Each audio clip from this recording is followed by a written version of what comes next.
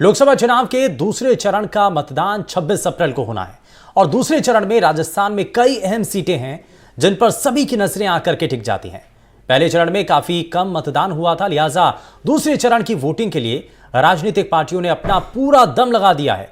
राजस्थान में दूसरे चरण में टोंक, सवाई माधोपुर, जोधपुर, बाड़मेर, जैसलमेर, जालौर, सिरोही, चित्तौड़गढ़, कोटा, झालावाड़, इसी तरीके से कुल मिलाकर 13 लोकसभा सीटें हैं जहां दूसरे चरण में मतदान होना है। और इन सभी 13 सीटों में से एक सीट ऐसी है जिस पर त्रिकोणीय मुकाबला भी है। यह सीट है बाड़मेर जैसलमेर सीट। इस पर बीजेपी कांग्रेस को निर्दलीय उम्मीदवार टक्कर दे रहे हैं। राजस्थान के इन 13 सीटों पर 5 सीटें ऐसी हैं जिन पर कड़ी टक्कर मानी जा रही है। इन 5 सीटों पर सभी की निगाहें टिकी हैं और इन सीटों पर बीजेपी और कांग्रेस दोनों के उम्मीदवार मजबूती से मैदान में उतरे हुए हैं और वो एक दूसरे को कड़ी टक्कर दे रहे हैं। दूसरे चरण में जोधपुर लोकसभा सीट पर बीजेपी की ओर से गजेंद्र सिंह शेखावत है, उनके सामने कांग्रेस से करण सिंह उचियाडा हैं। दोनों के बीच कड़ी टक्कर बताई जा रही है। वहीं कोटा बूंदी लोकसभा सीट पर बीजेपी के ओम बिरला और कांग्रेस के प्रहलाद गुंजल के बीच बेहद कड़ा मुकाबला है। जालौर सिरोही सीट काफी अहम है। इस सीट पर कांग्रेस से अशोक गहलोत के बेटे वैभव गहलोत चुनावी मैदान में है, जबकि बीजेपी की ओर से लुम्बाराम चौधरी मैदान में है। और वहीं आपको बता दें, इसके बाद बांसवाड़ा डूंगरपुर सीट पर भी चर्चाएं तेज हैं। यहां पर बीजेपी से महेंद्रजीत सिंह मालविया हैं, तो दूसरी ओर भारतीय आदिवासी पार्टी से राजकुमार रोत हैं।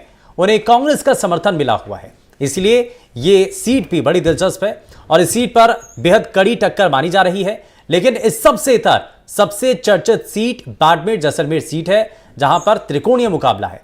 इस सीट पर सबसे ज्यादा चर्चाओं में निर्दलीय उम्मीदवार रविंद्र सिंह भाटी हैं। उन्होंने बीजेपी और कांग्रेस दोनों की नींद उड़ा रखी है। यहां बीजेपी की ओर से कैलाश चौधरी और कांग्रेस से उमेदराम बेनीवाल मैदान में है। इन सभी 13 सीटों पर अगर 2019 के नतीजों को देखें तो सभी 13 सीट बीजेपी के खाते में थी और रिकॉर्ड जीत उन्होंने दर्ज की थी। अब दूसरे दौर के जो दिग्गज हैं उनकी साख दांव पर लगी है। कौन कौन है जो हम आपको लगातार टीवी स्क्रीन के जरिए दिखा रहे हैं।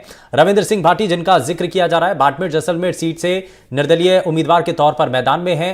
कड़ा मुकाबला इस सीट पर बीजेपी और कांग्रेस के उम्मीदवारों को वो दे रहे हैं। ताराचंद मीणा है, पूर्व आईएएस हैं उदयपुर सीट से। और इसी तरीके से आप देखिए दामोदर अग्रवाल बीजेपी के प्रदेश महामंत्री हैं, भीलवाड़ा सीट से मैदान में है। उम्मीदवार बेनीवाल जो कि आरएलपी से कांग्रेस में आए, टिकट मिलने पर लोकप्रियता उनकी बढ़ जाती है। ओम बिरला लोकसभा स्पीकर हैं, कोटा सीट से आते हैं। यहां पर उनका मुकाबला उनके भारतीय जनता पार्टी के ही जो नेता रहे हैं प्रहलाद गुंजल, अब जो कि कांग्रेस में चले जाते हैं, उनसे ये बड़ा कड़ा मुकाबला है। जोधपुर सीट की बात करें, गजेंद्र सिंह शेखावत केंद्रीय जल शक्ति मंत्री वो रहे हैं और साथ ही साथ इस बार उनका मुकाबला बेहद कड़ा माना जा रहा है। इस सीट पर भी झालावाड़ बारा पूर्व मुख्यमंत्री जिस तरीके से उनके बेटे मैदान में हैं दुष्यंत सिंह, वसुंधरा राजे, हालांकि देखा गया कि झालावाड़ सीट पर ही ज़्यादा फोकस रखती हैं। बाकी प्रदेश के अंदर ज़्यादा उनकी हलचल देखने को नहीं मिली। लेकिन ज़रा आपको आप प्रदेश के अलग अलग हिस्सों की तस्वीर बताते हैं, क्या वहाँ पर सियासी समीकरण हैं, क्या बड़े मुद्दे हैं, ज़रा आप तक पहुँचाने की कोशिश करते हैं। अजमेर से हमारे संवाददाता पवन अटारिया हमारे साथ जुड़ चुके हैं और साथ ही जैसलमेर से हमारे साथ हमारे संवाददाता श्रीकांत व्यास भी हमारे साथ जुड़ेंगे। लेकिन सबसे पहले मैं जरा रुक कर लेता हूं पवन अटारिया का, और साथ ही संजय व्यास हमारे साथ हमारे संवाददाता उदयपुर से जुड़ चुके हैं। पवन, लेकिन सबसे पहले आपके पास आप अजमेर के समीकरण क्या कह रहे हैं? दूसरे चरण का जो मतदान है वो होना है, लेकिन दिग्गजों की जो साख है वो दांव पर लगी हुई है। बिल्कुल शुभेंदु, देखिए पहले चरण में जिस तरीके से मतदान प्रतिशत कम रहा, अब ऐसा ना हो इसको लेकर जिला प्रशासन भी मुस्तैद है। सभी जो जिला कलेक्टर हैं और आईपीएस एसपी हैं, उन्होंने भी अपने अपने वीडियो जारी करके ज्यादा से ज्यादा मतदान करने की आम लोगों से अपील की है। अब बात करते हैं राजनीति से, तो देखिए अजमेर में लोकसभा सीट पर 8 विधानसभा है, जहां पर 7 पर बीजेपी के विधायक काबिज हैं, 7 पर बीजेपी के विधायक जीते थे। एक किशनगढ़ की बात करें तो वहां से बागी होकर, बीजेपी से बागी होकर कांग्रेस के जो कांग्रेस में शामिल हुए विकास चौधरी वहां से चुनाव लड़े और जीते। यहां पर जो बीजेपी के प्रत्याशी है भागीरथ चौधरी, वो विधानसभा में तीसरे नंबर पर रहे थे और इस बार फिर केंद्र नेतृत्व में उन पर भरोसा जताया और लोकसभा में इनको फिर से प्रत्याशी बनाया। दोनों ही कांग्रेस और बीजेपी के जो प्रत्याशी है जाट समाज से आते हैं, तो निश्चित तौर पर जो जाट समाज है वो आधे आधे 50-50% में यहाँ पर बढ़ चुका है। और समाज की अगर बात करें तो देखिए यहाँ पर सीधे तौर पर कहीं ना कहीं राजपूत समाज अभी की जो स्थिति है वो नाराज नजर आ रहे हैं। कारण है जो पुरुषोत्तम रूपाला ने जो राजपूत समाज के जो राजाओं पर जो इस तरीके का बयान दिया था, उससे कहीं ना कहीं राजपूत समाज नाराज है। और बात करें पारंपरिक रावत समाज के वोटों की, तो वो बीजेपी के खाते में जा सकते हैं, बीजेपी समर्थन है उनको। कुल मिलाकर रावत समाज बीजेपी के समर्थन में है। अभी SC ST और अल्पसंख्यक समाज की बात करें तो वो कहीं ना कहीं कांग्रेस को समर्थन यहां पर दे रहे हैं। बात करें सिंधी समाज की तो वह पारंपरिक बीजेपी समर्थन है, तो बीजेपी को वो मत दे रहे हैं। और ओबीसी की बात करें, ओबीसी जो समाज है वो कहीं ना कहीं बीजेपी के समर्थन में। तो कुल मिलाकर अब जो टक्कर है वो यहां पर कांटे की हो गई है। रामचंद्र चौधरी और कांग्रेस का जो बूथ मैनेजमेंट है वो मजबूत हो चुका है और बीजेपी भी बूथ मैनेजमेंट में लगी है। और यहां पर देखिए जिस तरीके से कांग्रेस और बीजेपी के जो स्टार प्रचारक है, प्रधानमंत्री नरेंद्र मोदी ने भी यहां पर पुष्कर में सभा की भागीरथ चौधरी के समर्थन में।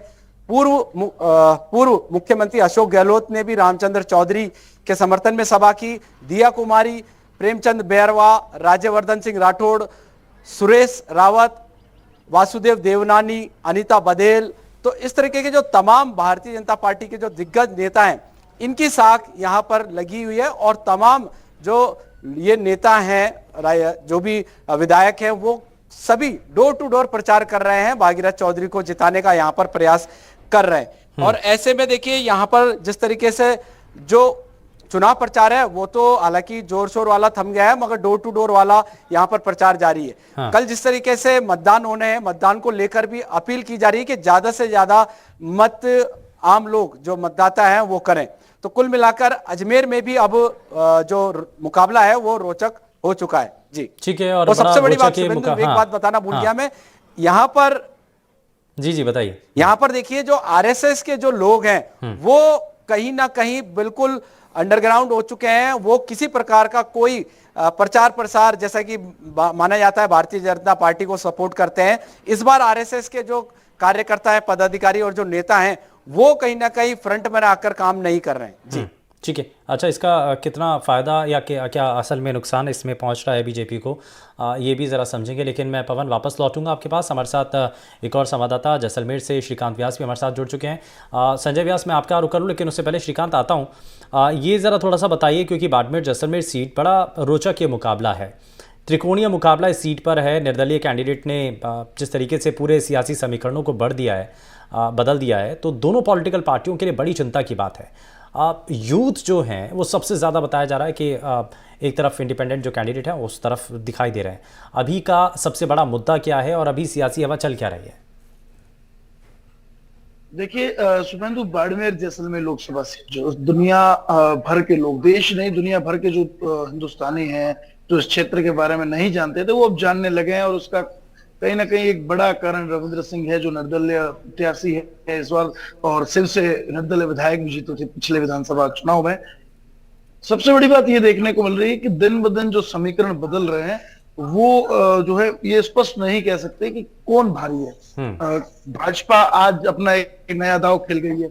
RLP वैसे तो इंडिया अलायंस के गठबंधन में शामिल है, लेकिन बाड़मेर जैसलमेर सीट पर भाजपा के प्रत्याशी कैलाश चौधरी को RLP के जो लोग हैं, उनके पदाधिकारी, उन लोगों ने आज समर्थन दिया। और उसका बड़ा कारण यह बताया जा रहा है कि जो कांग्रेस के प्रत्याशी है वो पहले RLP में थे और गठबंधन से पहले उन्होंने RLP छोड़कर कांग्रेस में शामिल हुए और वहां से टिकट ले ली।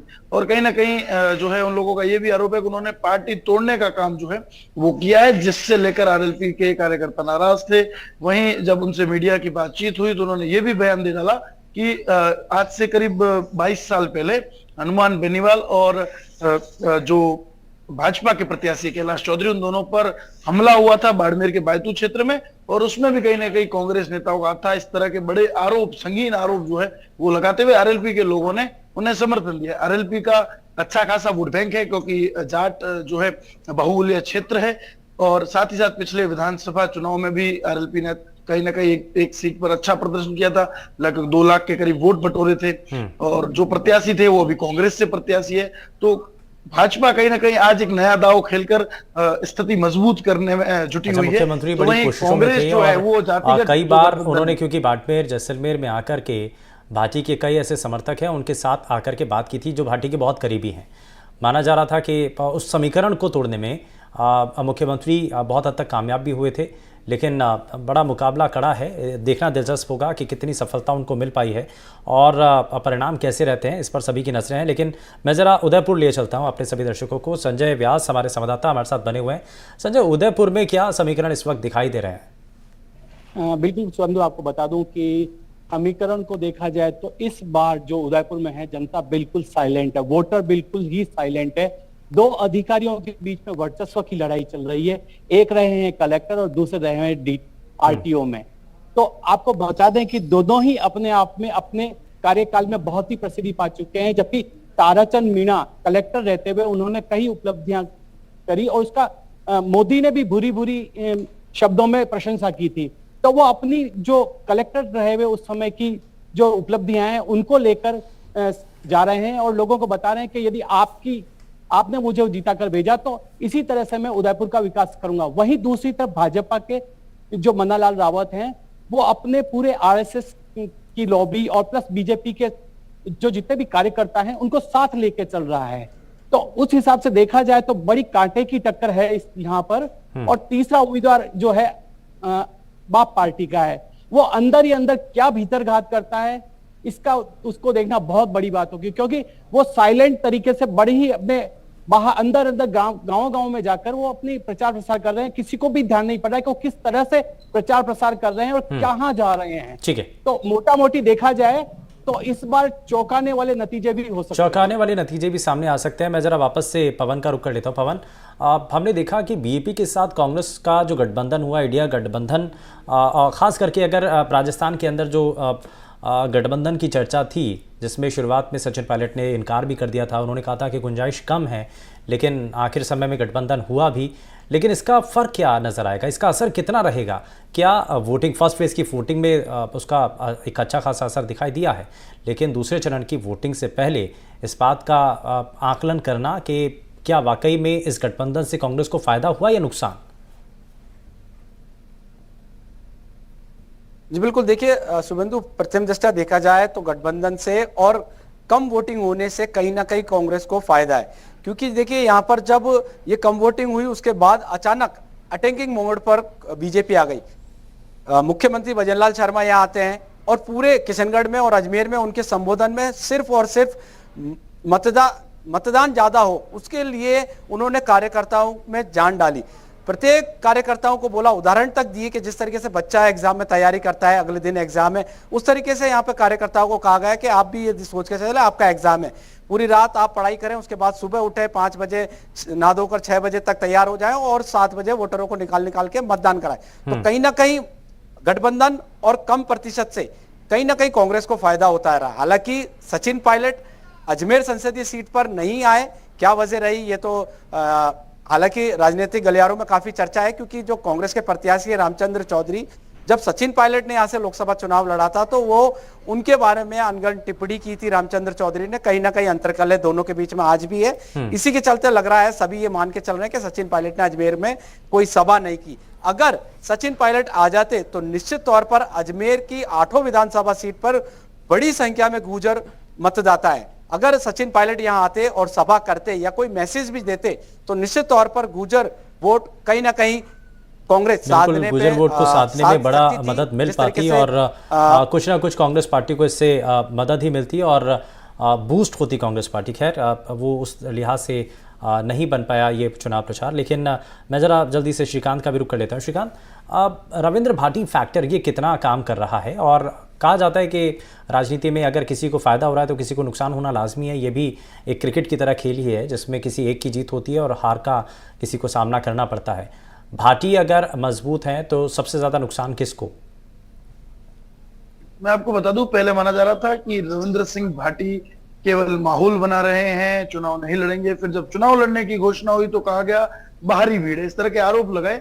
लेकिन जो बौखलाहट थी लोगों की जिस तरह के बयान आना शुरू हुए और भाजपा और कांग्रेस दोनों ही उन पर तीर साध रही थी, तो लगता है कि वो दोनों के ही वोटर्स को जो है वो अपने और आकर्षित कर रहे हैं। वो राजपूत समाज से आते हैं, तो जो भाजपा का कोर वोटर है वो राजपूत है, करीब 3 लाख के आसपास वोट है। वो जो है सेंधमारी कर रहे हैं, राजपूत वोटर्स जो है बहुत कम भाजपा को इस बार वोट करेंगे। इस तरह की स्थितियां बनती हुई नजर आ रही है। दूसरी तरफ बात करें मुस्लिम मतदाताओं की, जिस तरह पूर्व मंत्री, कांग्रेस के बड़े कद्दा और नेता माने जाने वाले, शिव से विधायक रह चुके और रविंद्र के सामने विधायक का चुनाव हार चुके कांग्रेस के प्रत्याशी अमीन खान इस बार खुले रूप से रविंद्र के साथ जो है वो आए। उन्होंने कहीं ना कहीं ये कहा कि मैं लोगों से अपील तो नहीं करूंगा, ना ही कोई सभा करूंगा, लेकिन मैं मेरा वोट जरूर रविंद्र को दूंगा। तो एक मैसेज था मुस्लिम समुदाय को कि उनके लीडर जो है वो रविंद्र के साथ है। तो मुस्लिम जो है वो कहीं ना कहीं कांग्रेस का वोट बैंक माने जाते हैं। कांग्रेस JMM फॉर्मूले पे चलती है, जाट, मुस्लिम और मेघवाल गठबंधन, लेकिन वहां से मुस्लिमों को साधा जा रहा है और भाजपा के जो कोर वोटर है वो राजपूत है। लेकिन इस बार 3 बार लगातार हो चुका है कि जाट को टिकट दी, चौथी बार फिर जो है ये इस तरह से टिकट देना बीजेपी द्वारा कहीं ना कहीं राजपूतों को खला और राजपूत समुदाय। लेकिन अगर श्रीकांत, अगर असल में अगर मुस्लिम वोट पूरी तरीके से अगर निर्दलीय प्रत्याशी के खाते में जाता है तो कांग्रेस तो बहुत कमजोर हो जाएगी। नाराज थे तो कहीं ना कहीं कांग्रेस और भाजपा दोनों को ही नुकसान पहुंचाएंगे रविंद्र, और अपनी जीत की कितनी जुगत बिठा पाते हैं ये तो वक्त बताएगा। लेकिन आज की स्थिति की बात करें तो रविंद्र अपना एक मजबूत पक्ष रखते हैं, निर्दलीय होने के बावजूद वो दोनों ही पार्टियों को बराबर की टक्कर दे रहे हैं। ठीक है, ये बराबर की टक्कर है, लेकिन कितनी बराबरी की है और किसको नफा किसको नुकसान, हालांकि इस पर भी लगातार हम चर्चा कर रहे हैं। हमारे सभी संवाददाता ग्राउंड जीरो पर इस वक्त मौजूद हैं और दूसरे चरण के मतदान से पहले आज विश्लेषण इस बात को लेकर के कि बड़े मुद्दे राजस्थान के अलग अलग हिस्सों में क्या रही हैं, दूसरे चरण का जो मतदान है वो कितना दिलचस्प नजर आ रहा है, इस बात को समझने के लिए हमारे साथ हमारे जो संवाददाता हैं वो प्रदेश के अलग अलग हिस्सों में इस वक्त मौजूद हैं, अलग अलग चप्पों पर रिपोर्टिंग कर रहे हैं, अलग अलग रिपोर्ट लगातार भेज रहे हैं ताकि आप तक वो जानकारी पहुंच सके जो असल में ग्राउंड रियलिटी है। और इसी बीच हमारे साथ हमारे एक और संवाददाता ब्रजेश कुमार हमारे साथ जुड़ चुके हैं बारां से।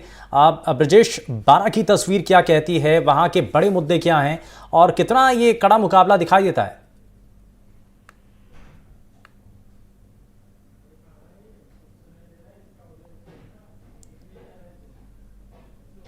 ब्रजेश, सुन पा रहे हैं आप? मत यार, अब चलिए दोबारा से संपर्क साधने की कोशिश करेंगे, लेकिन उससे पहले मैं ज़रा संजय आपका रुख कर लेता हूँ। संजय, सबसे बड़ा मुद्दा आपको क्या नज़र आया उदयपुर के अंदर? सबसे बड़ा मुद्दा ऐसा कौन सा था जिस पर आप लोग भी नज़र कर रहे थे, आप और पॉलिटिकल जो पार्टियां हैं उनकी भी नज़र थी? सबसे बड़ा मुद्दा क्या?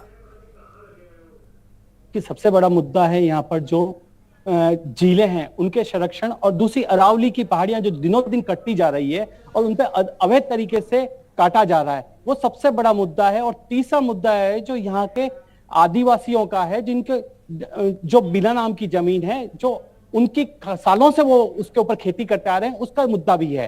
तो इस तरह से देखा जाए तो ये 3 बड़े मुद्दे हैं जो उदयपुर लोकसभा क्षेत्र में हैं। यानी कि ये कुछ बड़े मुद्दे हैं जो कि उदयपुर सीट पर दिखाई देते हैं, जिसकी सबसे ज़्यादा गूंज है। मैं अजमेर भी लिए चलता हूं, पवन भी हमारे साथ लगातार बने हुए हैं। पवन, अजमेर में सबसे बड़ा मुद्दा क्या है?